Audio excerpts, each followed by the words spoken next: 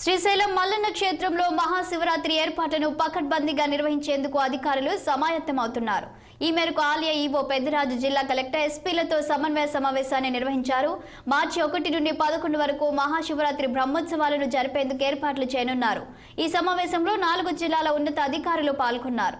ఉత్సవాలలో traffic, parking, పారిశుద్ధ్యం, త్రాగునీటితో పాటు వైద్య సేవలను పకడ్బందీగా నిర్వర్తించాలని నిర్ణయించారు. పాతాళ గంగలో తాత్కాలిక టాయిలెట్లు, డ్రెస్సింగ్ గదులు ఏర్పాటు చేయాలని అధికారులను ఆదేశించారు.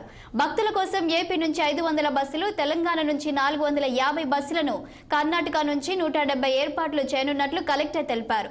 సెక్యూరిటీ పరంగా పకడ్బందీ చర్యలు తీసుకుంటామని, ప్రస్తుతం ఉన్న వాటితో పాటు మరో 75 సీసీ కెమెరాలను అదనంగా ఏర్పాటు చేయబోతున్నట్లు ఎస్పీ రఘువీర్ రెడ్డి వెల్లడించారు. కార్యక్రమాల్లో భాగంగా లాస్ట్ టైం ఏదైతే సిబ్బందిని తీసుకున్నామో అంతకంటే ఎక్కువగానే తీసుకుంటాం. అవసరాన్ని బట్టి అంటే ఏ రోజుల్లో ఎంతమంది అవసరం ఉంటుంది. ఇనిషియల్ 5-6 డేస్ ఒకలాగా ఉంటుంది, లాస్ట్ 3 డేస్ ఒకలాగా ఉంటుంది. సో ఆ రిక్వైర్మెంట్ బట్టి మేము ఫోర్స్ అంతా కూడా ప్రొజెక్ట్ చేస్తాం. అది కాకుండా లాస్ట్ శివరాత్రి ఒకలాగా ఉంది, ఆ తర్వాత ఇంప్రూవ్మెంట్ చేయడం జరిగింది. ఉగాదికి వచ్చారు, ఎక్కడ కూడా ట్రాఫిక్ జామ్ అనేది అలౌ చేయలేదు, ఆ ఛాన్స్ ఎవరికి ఇవ్వలేదు. So same trend patrolling vehicles పెట్టుకున్నాము.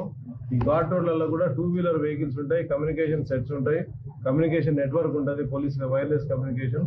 దాని ద్వారా ట్రాఫిక్ జామ్ అనేది లేకుండా ఆల్మోస్ట్ డోర్నాల వరకు కూడా వాళ్ళతో కోఆర్డినేట్ చేసుకొని అది ఏర్పాటు చేసుకోవడం జరుగుతుంది.